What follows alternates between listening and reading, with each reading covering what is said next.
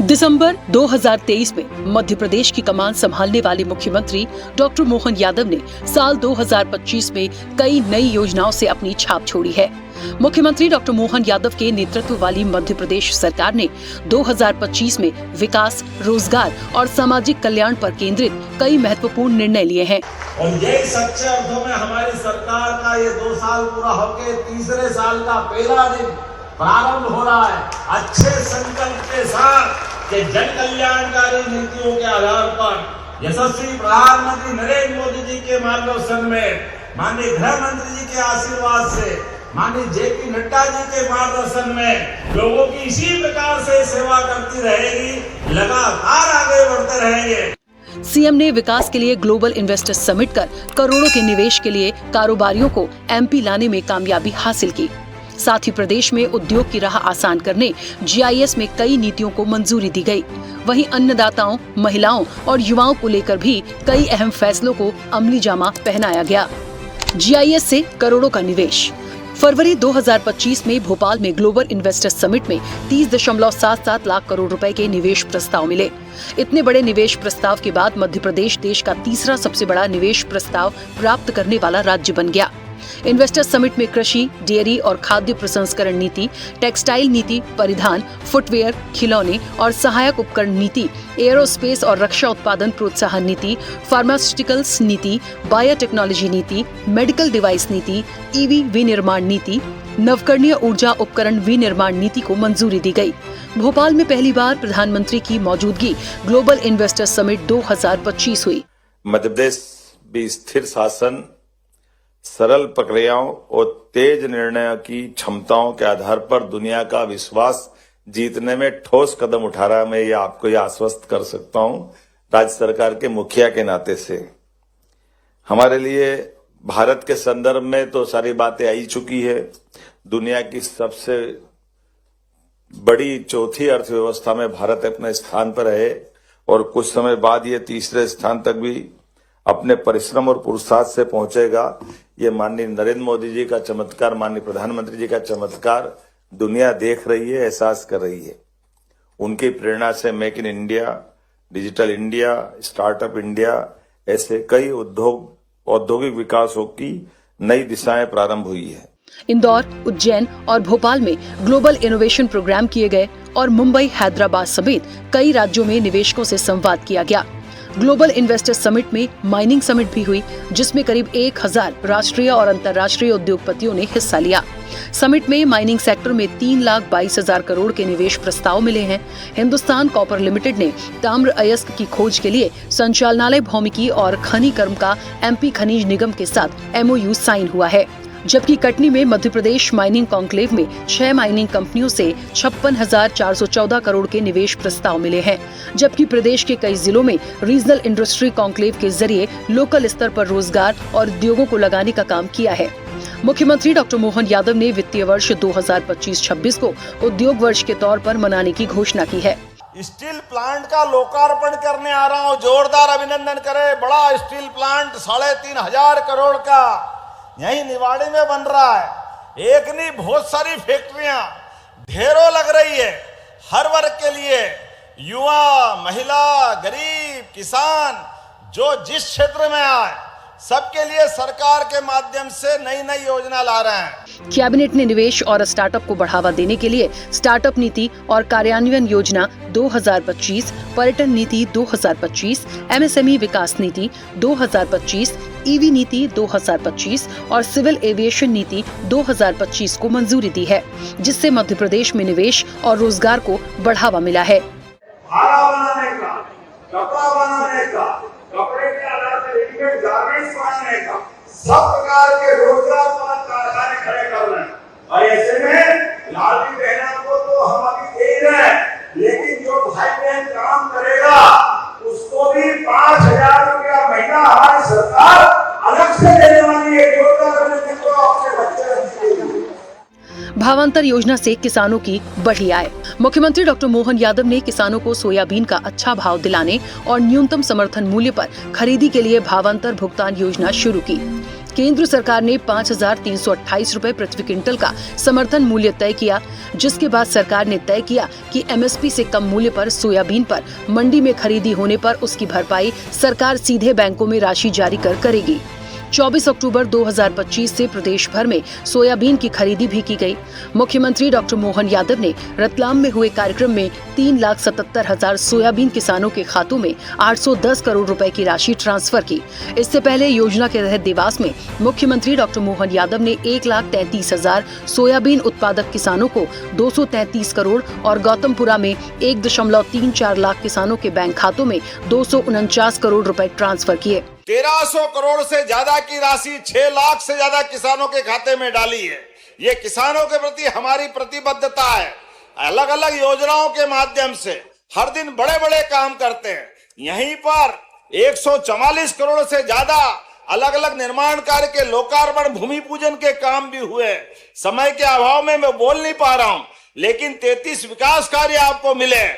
20 साल पुराना झगड़ा हमने खत्म करके राजस्थान के भी 15 जिलों को पानी देकर के हमारे भी 15 जिले चंबल से लगाकर मालवा तक के सारे क्षेत्रों में सिंचाई के लिए, पीने के लिए और उद्योगों के लिए पानी का प्रबंधन किया। और माननीय मोदी जी ने भी दिल खोल करके राशि दी। जोरदार अभिनंदन करें हमारे अपने नदी जोड़ो अभियान के लिए। भावांतर योजना से उन किसानों को सबसे ज्यादा फायदा हुआ है जो बाजार भाव के गिरने पर फसल को नुकसान में बेचने पर मजबूर हो जाते थे। लेकिन अब सरकार की पहल से किसानों का जोखिम कम हो गया है। इसके बाद आने वाले समय में सरकार का सोयाबीन के अलावा दूसरी फसलों को भी योजना के दायरे में लाने का प्लान है। पीपीपी मॉडल पर मेडिकल कॉलेज। मुख्यमंत्री डॉक्टर मोहन यादव ने मध्य प्रदेश को मेडिकल हब बनाने के लिए भी काम करना शुरू कर दिया है। सरकार ने प्रदेश में पीपीपी मॉडल पर कटनी, धार, पन्ना और बैतूल जिले में मेडिकल कॉलेज खोलने का फैसला लिया, जिसमें धार और बैतूल में नए कॉलेजों का भूमि पूजन दिसंबर 2025 में किया, जिसके बाद मध्य प्रदेश देश का पहला राज्य बन गया है जहां पहली बार पीपीपी मॉडल पर मेडिकल कॉलेज खोले जा रहे हैं।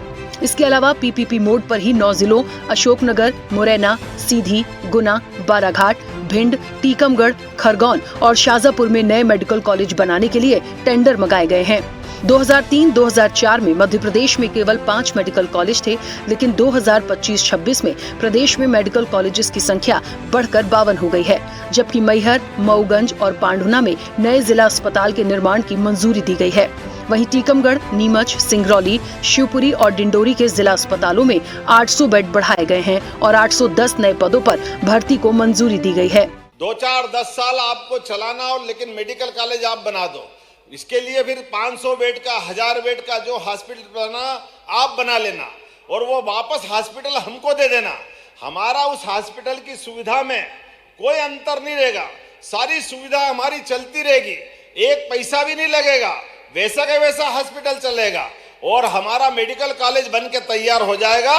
जोरदार अभिनंदन करो। ये हमारी सरकार की एक ऐतिहासिक क्रांतिकारी योजना है, जिसके बलबूते पर आज हमारे लिए लगभग 4 पीपीपी मॉडल पर, और हम तो और सौभाग्यशाली, माननीय नड्डा जी यहाँ मौजूद है। इसी अगस्त महीने में हमने जबलपुर में आपके माध्यम से 4 मेडिकल कॉलेज के पीपीपी मॉडल पर एमओयू किए थे, एग्रीमेंट किए थे, और उस 4 को ये दिसंबर 2025 भी पूरा नहीं हुआ और 4 महीने के अंदर भूमि पूजन कर रहे हैं। जोरदार अभिनंदन करो। ये सौगात मिलने का सिलसिला चालू हो गया। ये तेज गति से काम करने की सरकार है। ये आपके आशीर्वाद से संभव हो रहा है। ऐसे एक नहीं, बहुत सारी बातें हम बता सकते हैं और इसके लिए भी लगभग 260 करोड़ की लागत से ये मेडिकल कॉलेज बनेगा। 25 एकड़ भूमि हमारी प्रतिबद्धता है। आदिवासी इलाका है तो क्या हो गया, यहां क्यों मेडिकल कॉलेज नहीं बनना चाहिए? ये कांग्रेस की सरकार थोड़ी है। कांग्रेस ने कभी किसी आदिवासी क्षेत्र में मेडिकल कॉलेज नहीं बनाया। 1956 में मध्य प्रदेश बना था। 2002-03 तक 55 साल से ज्यादा समय चले गए, लेकिन केवल 5 मेडिकल कॉलेज थे। आज हमें इस बात की प्रसन्नता है, मध्य प्रदेश में 35 मेडिकल कॉलेज हो गए। 35। ये हमारी सरकार के काम करने का तरीका। सरकार के मेडिकल सेक्टर में लिए गए फैसलों से प्रदेश में चिकित्सा सुविधाएं बढ़ी हैं, जिससे सरकारी अस्पतालों में बीते 2 साल में 84,000 से ज्यादा कार्डियक सर्जरी हुई है। प्राइवेट अस्पतालों की तुलना में सरकारी अस्पतालों में कार्डियक सर्जरी बहुत कम खर्च में होती है। महिला सशक्तिकरण बना मजबूती का आधार। डॉक्टर मोहन यादव की सरकार ने महिला सशक्तिकरण के लिए भी कई अहम फैसले लिए हैं। लाडली बहना योजना की राशि बढ़ाकर 1,500 रुपए की गई है। इस योजना के तहत अब तक 126 करोड़ महिलाओं को हर महीने 1,551.86 करोड़ रुपए से ज्यादा की राशि सीधे बैंक खातों में दी जा रही है। माता बहनों की जिंदगी अच्छी करने के लिए अभी तो केवल ये 1,500 दे रहे हैं, आने वाले समय में 3,000 तक आपको पहुंचाने वाले हमारी माता बहनों, चिंता मत करना। अब तक 44,917 करोड़ रुपए से ज्यादा की आर्थिक मदद दी जा चुकी है, जिससे महिलाएं आर्थिक तौर पर मजबूत हुई हैं। लाडली बहनों के लिए हर महीने हमारे द्वारा 1,500 की राशि देकर हर महीने त्योहार मनाया जा रहा। बहनों के लिए जोरदार अभिनंदन करें। शासन के सूत्र हाथ में आए और माता बहनों के लिए कुछ दे दे तो क्या गलत हो जाएगा, लेकिन कांग्रेसियों का हजम नहीं होता। हर एक चीज में वही राजनीति देखते, इसलिए कितनी गंदी बात करते हैं। वो कहते हैं माता बहनों को पैसे मत दो, ये माता बहनें दारू पी जाती है। अरे शर्म आना चाहिए कांग्रेसियों, अगर ऐसा भाव रखते हो। बहनों आप भी याद रखना, माता बहनें गंगा जल की तरह पवित्र होती है, घर के लिए पूरा जीवन अपना दांव पे लगाती है। उनके जीवन से तो हमारी संस्कृति धन्य होती, इसलिए नवग्रह में हमने अपनी पृथ्वी को भी माता माना, देश को भी माता माना। इसी तरह लखपति दीदी योजना में 1 लाख से ज्यादा महिलाएं हर साल 1 लाख रुपए से ज्यादा की आमदनी कर रही हैं। 5 लाख से ज्यादा स्व सहायता समूहों के जरिए 62 लाख ग्रामीण महिलाओं को आत्मनिर्भर बनाया गया है। स्व सहायता समूह को मजबूत करने के लिए 15 अगस्त से एक बगिया मां के नाम शुरू की गई है, जिसके तहत 30,000 स्व सहायता समूह की पात्र महिलाओं की निजी जमीन पर 30 लाख से ज्यादा फलदार पौधे लगाए जा रहे हैं। वहीं लाडली लक्ष्मी योजना में 2.73 लाख बालिकाओं ने रजिस्ट्रेशन कराया है और 223 करोड़ रुपए की छात्रवृत्ति दी गई है। किसानों के लिए भी किसान सम्मान निधि आपको घर बैठे माननीय मोदी जी की भी मिलती है और हमारी सरकार की भी मिलती है। कौन सा वर्ग छोड़ा है हमने? बच्चा स्कूल जाए तो स्कूल में उसकी सारी व्यवस्था कर रहे हैं। प्राइवेट स्कूल में जाए तो 20% बच्चे जो गरीबी रेखा में आते हैं उनकी फीस हमारे द्वारा भर रहे हैं। बच्चे किताब कापी की तकलीफ है तो किताबें हमारी तरफ से देते हैं। 4 किलोमीटर से ज्यादा स्कूल हो तो स्कूल में जाने की साइकिल हमारे द्वारा दे रहे हैं। बच्चा अपने गणवेश कपड़े पहनना है तो कपड़े के पैसे हमारी सरकार के माध्यम से दे रहे हैं। एक नहीं कितने प्रकार से। और ये बुंदेलखंड में तो आप सबसे हाथ जोड़ के निवेदन है, केन बेतवा नदी जोड़ो अभियान के बाद पूरा बुंदेलखंड पंजाब हरियाणा को पीछे छोड़ने वाला है। जोरदार अभिनंदन करो, पूरा क्षेत्र का आनंद आने वाला है। इस योजना में अब तक 50 लाख से ज्यादा लाडली लक्ष्मी को फायदा मिला है। साथ ही प्रधानमंत्री मातृ वंदन योजना को लागू करने में मध्य प्रदेश देश में अग्रणी है। इसके तहत 9.70 लाख गर्भवतियों को 512 करोड़ से ज्यादा भुगतान किया गया है। लोकमाता अहिल्याबाई होलकर की 300वीं जयंती पर शुरू की गई देवी अहिल्या नारी सशक्तिकरण मिशन महिलाओं को स्टार्टअप, निवेश और कौशल विकास से जोड़ रहा है। अब तक 8.10 करोड़ रुपए के निवेश पत्र बांटे गए हैं। जीरो टॉलरेंस की नीति। मुख्यमंत्री डॉक्टर मोहन यादव ने 2025 के दौरान प्रशासनिक कसावट लाने के लिए अधिकारियों के खिलाफ कई सख्त फैसले लिए हैं। साथ ही जीरो टॉलरेंस नीति अपनाकर अधिकारियों और कर्मचारियों पर कार्रवाई भी की। आईएएस संतोष वर्मा के मामले में सीएम ने कड़ी कार्रवाई की। सीएम ने वर्मा को उनके पद से हटाकर मंत्रालय में अटैच कर दिया। साथ ही केंद्र सरकार को आईएएस अवार्ड वापस लेने के लिए भी पत्र लिखा है। छिंदवाड़ा कफ सिरप मामले में मुख्यमंत्री ने दोषी अधिकारियों के खिलाफ सख्त एक्शन लिया। औषधि निरीक्षक छिंदवाड़ा गौरव शर्मा, औषधि निरीक्षक जबलपुर शरद कुमार जैन, उप संचालक खाद्य और औषधि प्रशासन शोभित कोस्टा को निलंबित और ड्रग कंट्रोलर दिनेश मौर्य का ट्रांसफर किया। इंदौर ट्रक हादसे में सीएम ने एसीपी सुरेश सिंह, प्रभारी एएसआई प्रेम सिंह, प्रभारी सूबेदार चंद्रेश मरावी, निरीक्षक दीपक यादव को निलंबित किया। सीएम ने सिया संबंधी विवाद में 2 वरिष्ठ आईएएस अधिकारियों डॉक्टर नवनीत मोहन कोठारी और उमा माहेश्वरी को हटा दिया था। भोपाल के 90 डिग्री आरओबी के मामले में मुख्यमंत्री डॉक्टर मोहन यादव ने जबरदस्त एक्शन लिया। उन्होंने ऐशबाग आरओबी के निर्माण में हुई गंभीर लापरवाही में लोक निर्माण विभाग के 2 चीफ इंजीनियर समेत 7 इंजीनियर्स को तत्काल प्रभाव से निलंबित किया। साथ ही एक रिटायर्ड सुपरिटेंडेंट इंजीनियर के खिलाफ विभागीय जांच के आदेश भी दिए। दिसंबर 2025 की शुरुआत में देवास में एक आबकारी अधिकारी को रिश्वत लेते पकड़े जाने के बाद मुख्यमंत्री ने बड़ा एक्शन लिया। रायसेन में एक मासूम के मामले में कार्रवाई में देरी पर नाराजगी जताते हुए सीएम ने रायसेन एसपी को पुलिस मुख्यालय अटैच कर दिया था। वहीं भोपाल के मिसरोद और टीला जमालपुरा के थाना प्रभारियों को भी लाइन अटैच किया। जून 2025 में सार्वजनिक रूप से अनुचित व्यवहार और आपसी विवाद के कारण चंबल रेंज के आईजी सुशांत कुमार सक्सेना, डीआईजी कुमार सौरभ और दतिया एसपी वीरेंद्र कुमार को उनके पदों से हटा दिया। अक्टूबर 2025 में एक समीक्षा बैठक के दौरान मुख्यमंत्री ने नागरिकों के कार्यों में देरी और लापरवाही के लिए मैहर में 4 सरकारी कर्मचारियों के खिलाफ वेतन रोकने और कारण बताओ नोटिस जारी किया। नवंबर 2025 में कानून व्यवस्था की समीक्षा के दौरान उन्होंने लापरवाह पुलिस अधिकारियों के खिलाफ तुरंत कार्रवाई के निर्देश दिए। समाधान ऑनलाइन बैठक में सीएम ने उन अधिकारियों के खिलाफ सख्त रुख अपनाया जिन्होंने लंबे समय से जन शिकायतों का निराकरण नहीं किया था। महापुरुषों के सम्मान की परंपरा।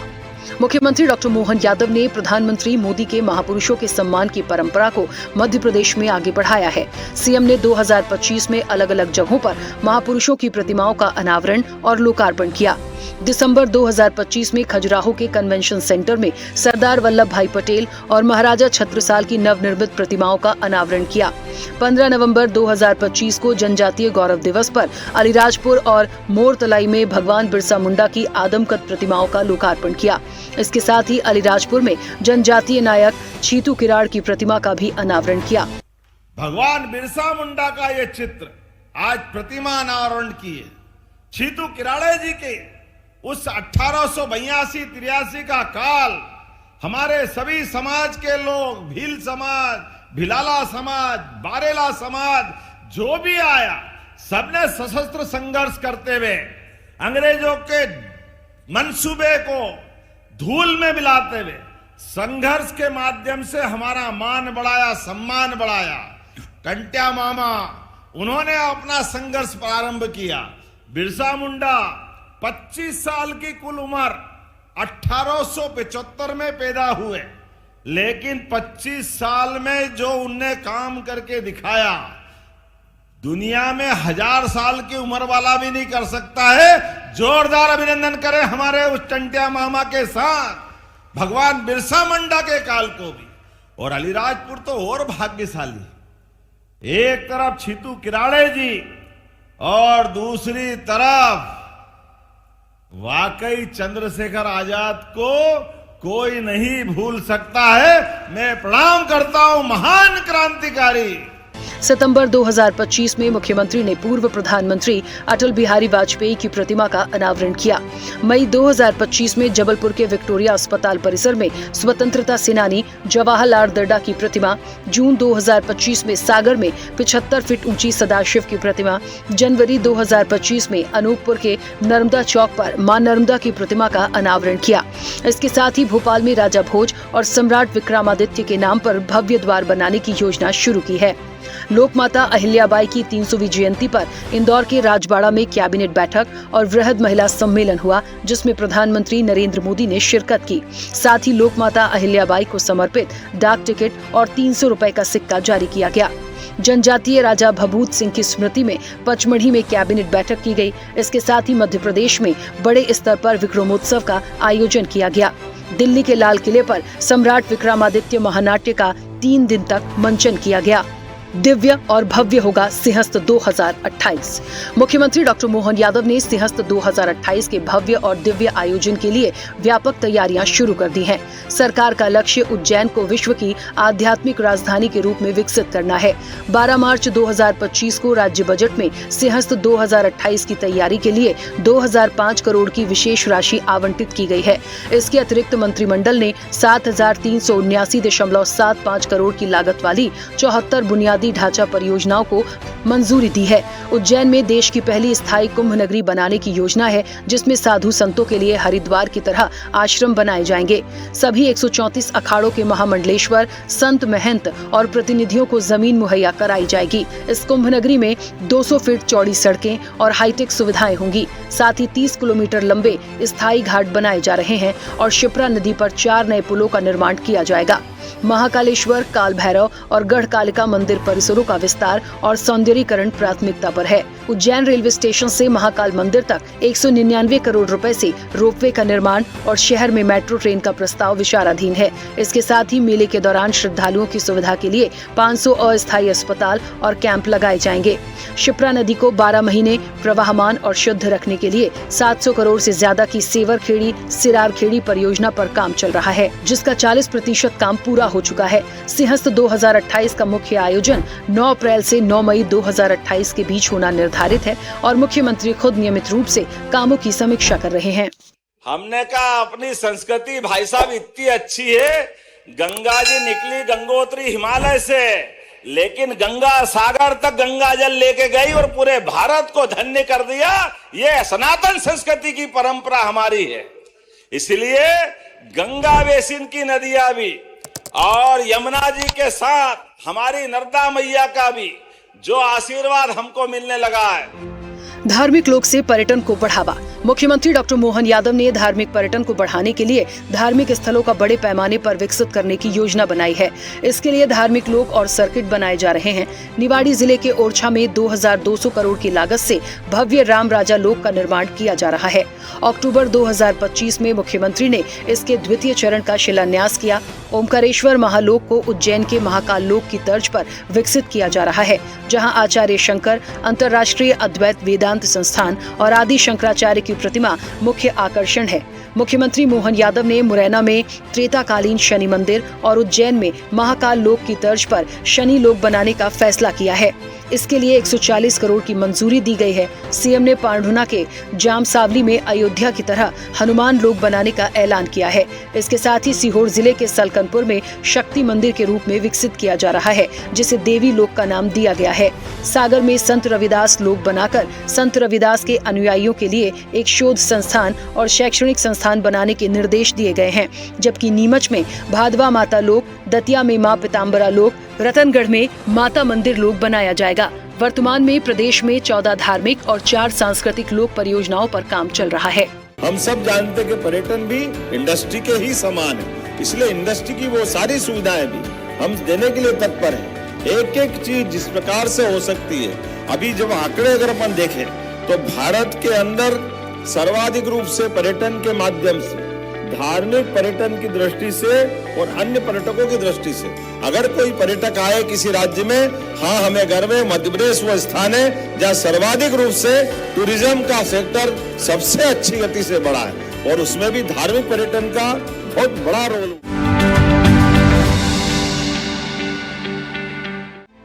रामपथ के बाद श्री कृष्ण पाथेय। मुख्यमंत्री डॉक्टर मोहन यादव ने देश और प्रदेश की सनातन संस्कृति को बचाने के लिए रामपथ गमन के बाद श्री कृष्ण पाथेय की 2025 से शुरुआत की। सीएम ने फैसला लिया कि जहां जहां भगवान श्री कृष्ण के चरण पड़े, उन स्थानों को तीर्थ के रूप में विकसित किया जाएगा। इसके लिए श्री कृष्ण पाथेय न्यास का गठन को मंजूरी दी गई है और 2025-26 के बजट में योजना के लिए 10 करोड़ का प्रावधान भी किया गया है। परमार वंश का वो कुलदीपक जिसकी अपने आप में अद्भुत पहचान है, एक द्वार राजा भोज के नाम पे बना रहे हैं, एक भगवान श्री राम जिनका चित्रकूट से संबंध आता भगवान श्री राम के नाम पे बनाएंगे, एक भगवान कृष्ण के नाम पर जिनने उज्जैन में अपनी शिक्षा दीक्षा ग्रहण की।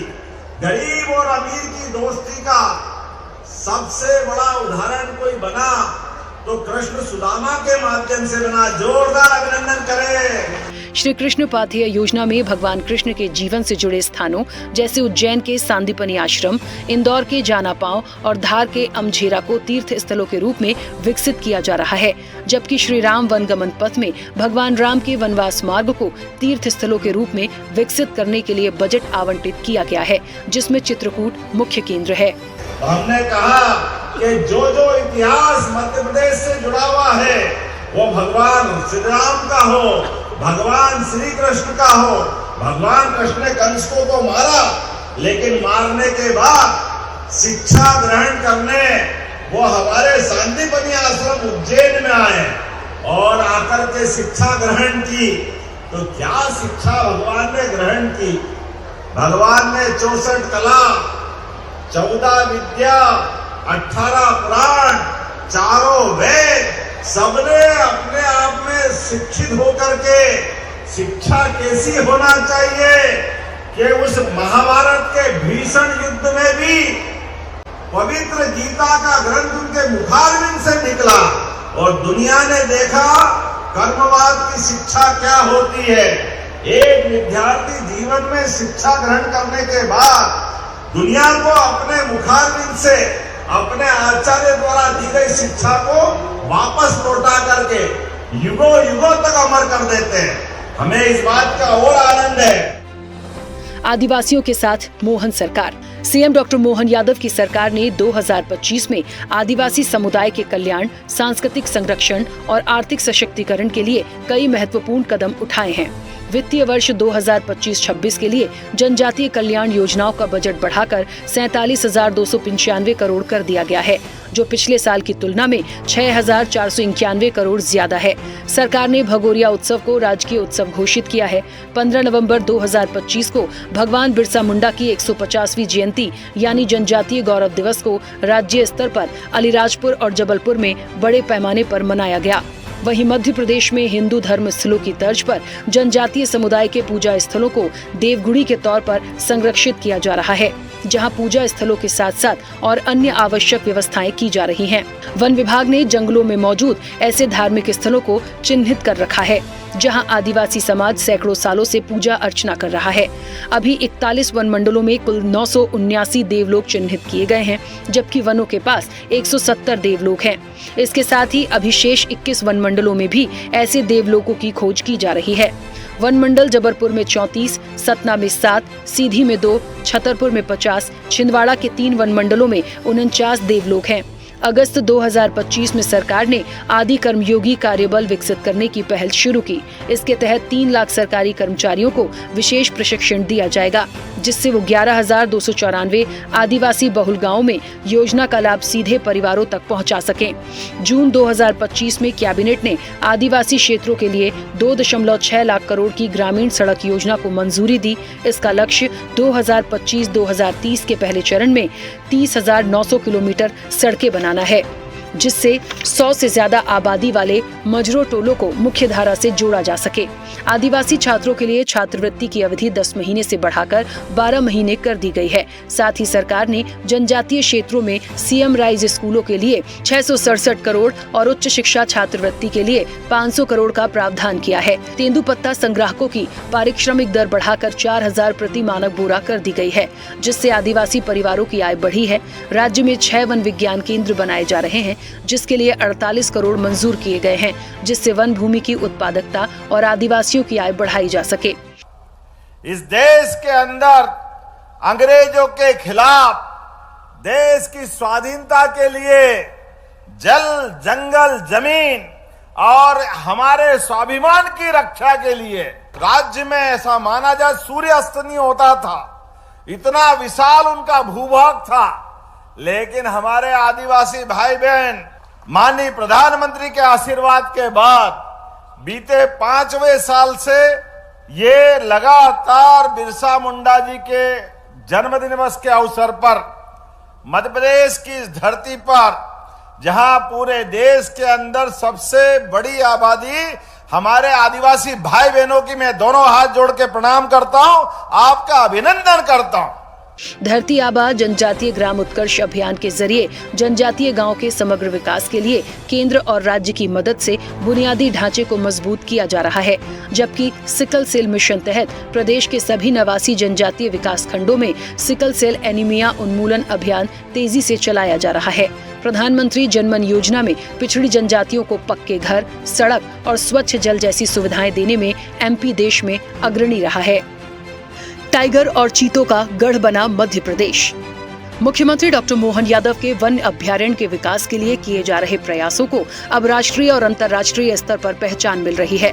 785 बाघों के साथ मध्य प्रदेश को टाइगर स्टेट के नाम से जाना जाता है, जबकि चीतों को पुनर्स्थापित करने में मध्य प्रदेश देश का अकेला राज्य है। चंबल अंचल में एशिया का प्रथम चीता प्रोजेक्ट लागू कर चीतों के पुनर्वास का महत्वपूर्ण कार्य हुआ और अब चीतों की दूसरी पीढ़ी ने भी जन्म ले लिया है। वहीं मार्च 2025 में मुख्यमंत्री डॉक्टर मोहन यादव ने शिवपुरी जिले के माधव राष्ट्रीय उद्यान को मध्य प्रदेश के 9वें और भारत के 58वें टाइगर रिजर्व के तौर पर शुभारंभ किया।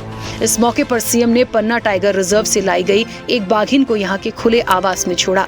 माधव नेशनल पार्क प्रदेश के 9वें टाइगर रिजर्व के रूप में अधिसूचित होने से ये क्षेत्र पर्यटकों के लिए अधिक आकर्षण का केंद्र बनेगा। कूनो राष्ट्रीय उद्यान में चीता और माधव राष्ट्रीय उद्यान में बाघ होने से पर्यटकों को 2 बड़े वन्य जीव देखने का मौका मिलेगा।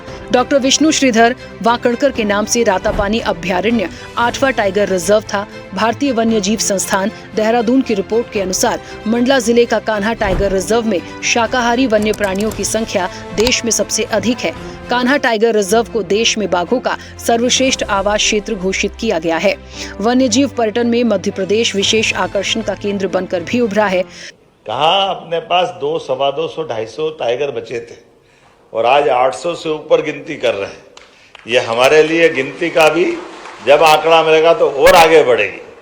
और टाइगर के लिए देखो, और ये भी आदर्श है, ये कई रिसर्च करने वाले करें जिनको करना, कि आमतौर पे टाइगर के लिए उसका जो टेरिटरी का इलाका 40-50 किलोमीटर चाहिए, लेकिन ये हमारे भोपाल के पास का तो ऐसा हो गया जैसे हमारा भाई हो गया। वो उसके जीवन में बदलाव करते हुए 25-30 किलोमीटर में जीवन पूरा निकाल रहा है। दुनिया के लिए आश्चर्य हो सकता है 15-20 किलोमीटर में कोई टाइगर कैसे रह सकता है। और टाइगर ऐसा अच्छे से रहता है कि कई बार दिन में मनुष्य घूमते, रात में टाइगर उस सड़क से घूमता है। दोनों में फर्क ही नहीं, आनंद के साथ घूमता है।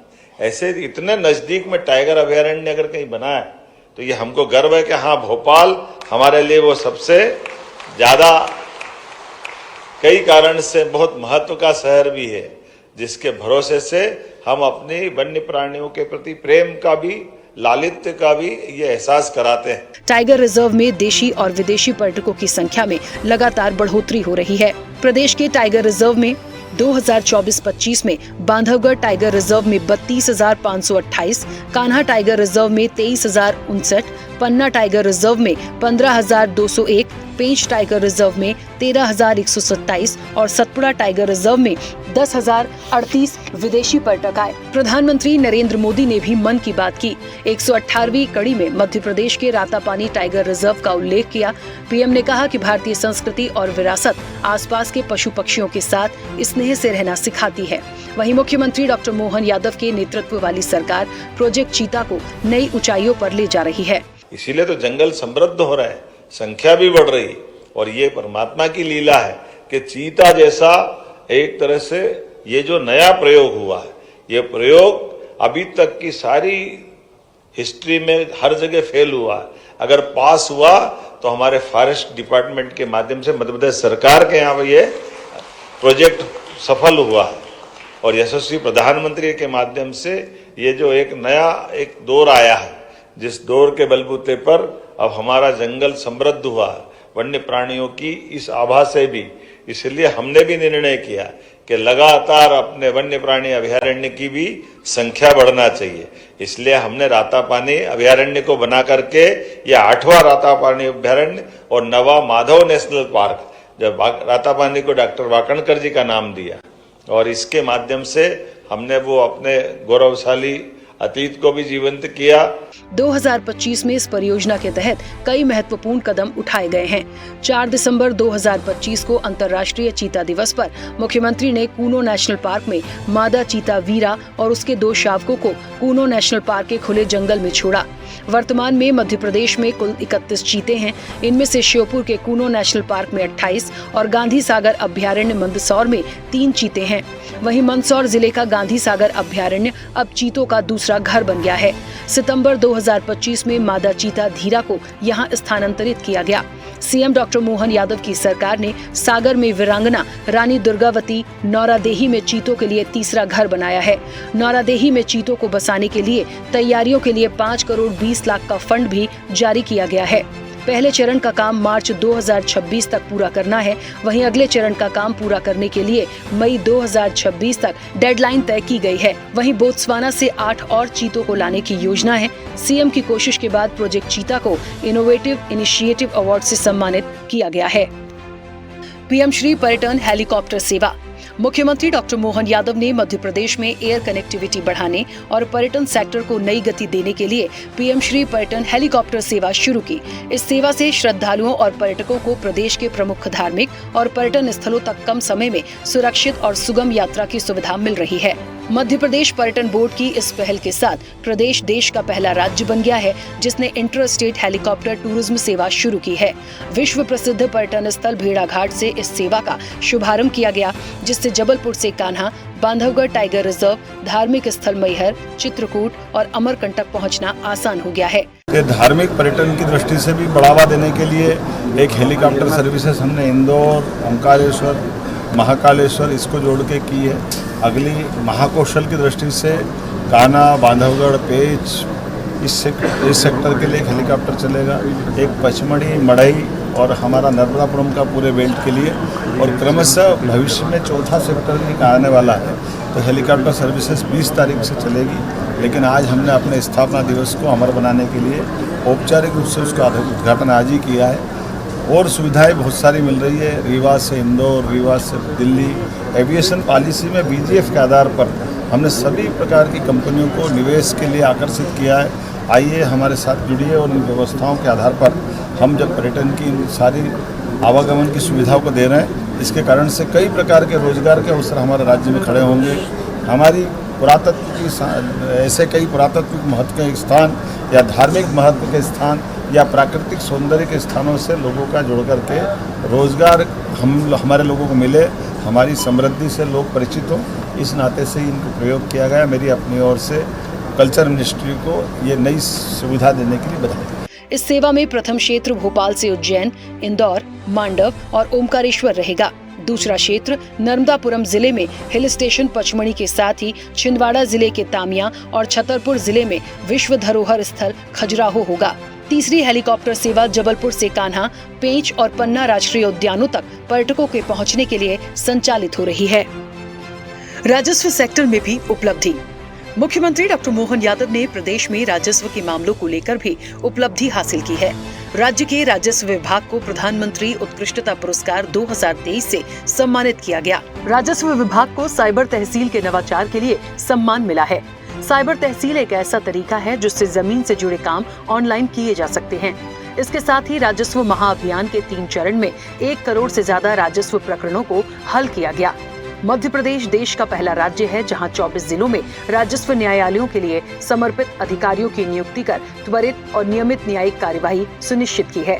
राजस्व अभियान 2024 का 18 जुलाई से 31 अगस्त 2024 तक का पुनः अभियान चलाया जा रहा है। इसका अर्थ ही है कि सभी प्रकार के हितग्राही पात्र लोग जिनको कोई को किसान सम्मान निधि नहीं मिल रही है, किसी को और कोई कठिनाई है, सभी प्रकार के राजस्व रिकॉर्ड की त्रुटियों के कारण से जो भी हितग्राही बच्चे उनको इसमें जोड़ करके अभियान की दुरुस्ती का अभियान चल रहा है, जिसमें बंटवारे, नामांकन, नामांतरण और साथ साथ जो समय सीमा में राजस्व न्यायालय ने जो टाइम दिया है उस टाइम में लंबित सारे प्रकरणों को लेकर आगे बढ़ रहे हैं। मुझे ध्यान में आया कि कई सारे किसान सम्मान निधि के प्रकरण भी इसमें लंबित हो गए क्योंकि उसकी समग्र आईडी और अन्य त्रुटियों के कारण वो नाम छूटे हुए हैं।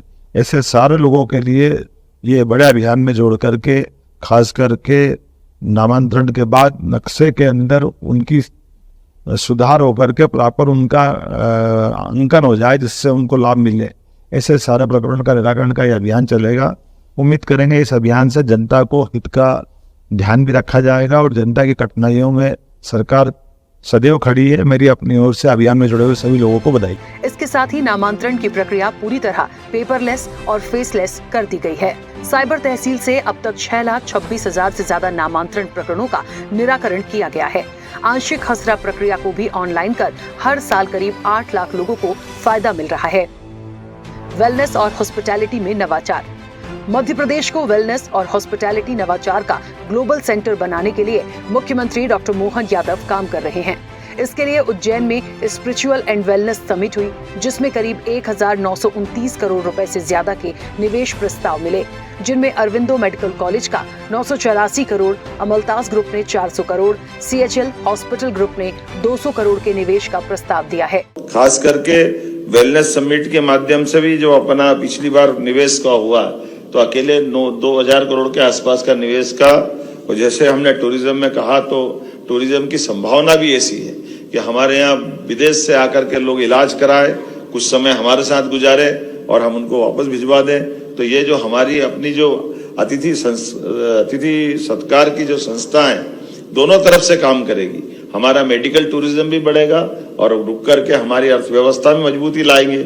ऐसे सभी क्षेत्रों के लिए मैं आज आपको बधाई देना चाहता हूं और उम्मीद करता हूं कि अब बहुत जल्दी, क्योंकि अभी तो आपने PM श्री जो अपनी सेवाएं चालू की है, वायु सेवा, उसका अच्छा एडवांटेज मिला है। अभी पूरे देश में बहुत कम राज्य ऐसे हैं जो इस दिशा में आगे बढ़ रहे हैं कि जहां टूरिज्म डिपार्टमेंट अपनी हवाई यातायात सेवा चालू कर रहा है। और मुझे लगता है कि बहुत जल्दी उत्तराखंड की तर्ज पर जहां केदारनाथ, गंगोत्री, यमुनोत्री वो अपने हेलीकॉप्टर सेवा चलाते हैं, ऐसे हमारे अपने राज्य में भी टेंडर करा दिया है। बहुत जल्दी हेलीकॉप्टर सेवा अपने राज्य के लिए भी मिलने वाली। और इतना ही नहीं, और आगे जाकर के हमारे लिए जितने प्रकार के स्कोप हो सकते हैं उस सब में हम लगातार बढ़ते जाएंगे। वहीं उज्जैन और ओमकारेश्वर में स्वामी चिदानंद सरस्वती वेलनेस सेंटर खोलेंगे, जबकि उज्जैन में पतंजलि समूह आयुर्वेद हेल्थ और वेलनेस सेंटर बनाएगा।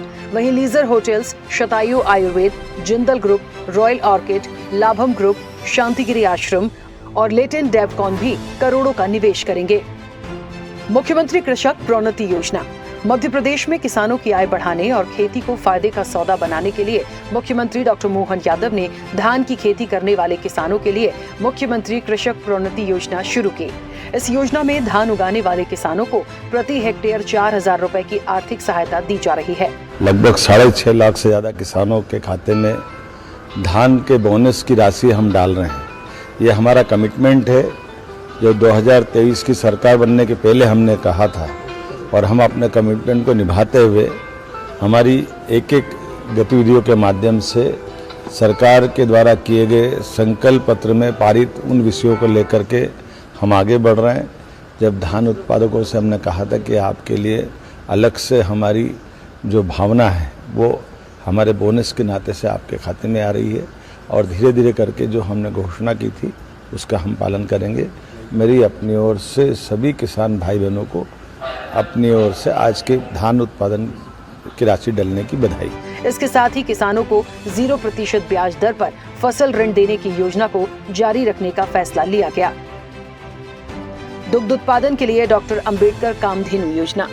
मुख्यमंत्री डॉक्टर मोहन यादव ने मध्य प्रदेश में दुग्ध उत्पादन बढ़ाने और किसानों की आर्थिक स्थिति सुधारने के लिए अप्रैल 2025 से डॉक्टर भीमराव अंबेडकर कामधेनु योजना शुरू की। इस योजना में 25 से ज्यादा पशुओं की इकाई लगाने पर 42 लाख रुपए तक का लोन दिए जाने का प्रावधान है, जिसमें सरकार 25 से 33% तक सब्सिडी दे रही है। इसके साथ ही डेयरी उद्योग को बढ़ाने के साथ दुग्ध संकार नेशनल डेयरी बोर्ड के साथ MOU किया गया, जबकि गौशालाओं के लिए प्रति गाय मिलने वाले अनुदान को बढ़ाकर 40 रुपए किया गया है। दूध उत्पादन के माध्यम से है, ऐसे में दूध का उत्पादन भी बढ़ा रहे हैं और गौशालाओं के लिए भी 20 रुपए प्रति गौमाता के बजाय 40 रुपए प्रति गौमाता हमने उसकी राशि बढ़ा दी है। लेकिन घर घर भी दूध उत्पादन बढ़ना चाहिए। जैसे ही दूध का उत्पादन घर में होता है तो हमारे यहाँ पोषकता अपने आप हो जाती है। जिसके घर में दूध का उत्पादन, वो काय का कुपोषण होता है अपने आप ही। हेमंत जी, होता कि नहीं होता? दूध लो, दही खाओ, घी पियो, अखाड़े में जाके रियाज लगाओ, रोज दौड़ लगाओ, दुश्मन की छाती पे रोज मूंग दलो, सनातनी लोग आगे बढ़ो। एक नहीं कितने प्रकार से बढ़ा सकते हैं। हमारे तो संस्कृति ने यही सिखाया। बिजली बकायादारों के लिए नई योजना। मुख्यमंत्री डॉक्टर मोहन यादव के नेतृत्व में प्रदेश में ऊर्जा के मामले में स्थिति बेहतर हुई, लेकिन बड़े बकायादार के चलते करोड़ों का बकाया बाकी है। इससे निपटने के लिए राज्य सरकार ने नवंबर 2025 में समाधान योजना लेकर आई, जिसमें राज्य सरकार ने 100% सरचार्ज माफ करने का प्रावधान किया है। इस योजना के तहत सरकार ने करीब 90 लाख उपभोक्ताओं का बिजली बिलों पर 3000 करोड़ से ज्यादा का सरचार्ज माफ किया गया। समाधान योजना के माध्यम से खास करके प्रदेश के घरेलू, कृषि, औद्योगिक सब मिलाकर के 1.25 करोड़ कनेक्शन है। ऐसे में 1.25 करोड़ कनेक्शन के लिए समाधान योजना के माध्यम से आधे से अधिक अर्थात 90 लाख कनेक्शन धारियों को सरचार्ज माफ करने का काम करने जा रहे हैं। जोरदार अभिनंदन करें। इस माध्यम से लगभग 90 लाख हमारे उपभोक्ताओं को इसका लाभ मिलेगा और इसके आधार पर कुल बकायेदार राशि जो मैं देख रहा हूं, ये 3000 करोड़ का सरचार्ज है। ये बहुत बड़ा आंकड़ा। जोरदार अभिनंदन। अपने सारे राज्य के किसी न किसी कारण से कोई सरचार्ज की श्रेणी में आने वाले उपभोक्ता जो आगे व्यवहार तो बनाए रखना चाहते हैं, लेकिन परिस्थितियों के कारण से कोई कारण से वो अभी इसकी मार झेल रहे हैं। ये बड़ी राहत हम दे रहे हैं। ये योजना 2 चरणों में लागू की गई। पहले चरण में 3 नवंबर से 31 दिसंबर तक 60 से 100% तक सरचार्ज माफ किया जा रहा है। दूसरा चरण 1 जनवरी से शुरू होकर 28 फरवरी 2026 तक चलेगा।